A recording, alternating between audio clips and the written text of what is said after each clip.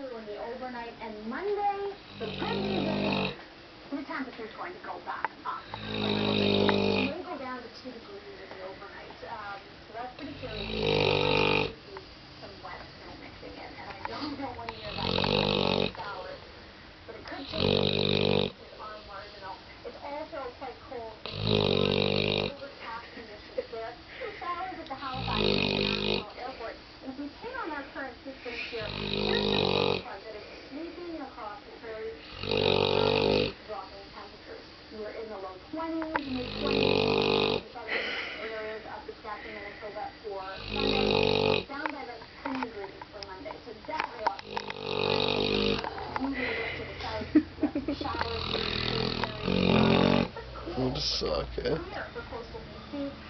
That's going to be the place for the next couple days.